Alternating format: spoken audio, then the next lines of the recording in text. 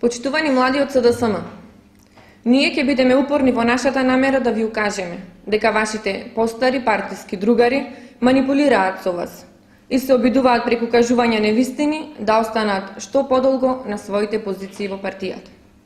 Наместо да размислувате за нас како партија, свртете се кон вашата партија, соберете храброст и признајте си себе си, дека СДСМ, начело со старите кадри, никогаш повеќе нема да дојде на власт. Градоначалникот Маријан Ристевски секојдневно излегува на соочување со граѓаните на многуте средби, со посебно задоволство со младите, со кои постојано соработува и им помага да ги реализираат своите замисли и идеи. Доволно е да прошетате низ градов, па да видите колку се градат спортски сали, игралишта опремени со секакви реквизити, безброј паркови во кои младите го поминуваат своето време.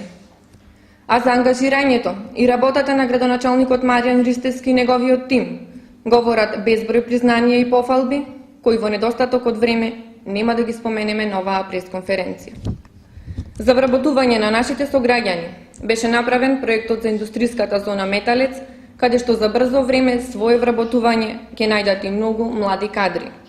А да не зборуваме за проектите кои се реализираат со странски инвестиции широм државава.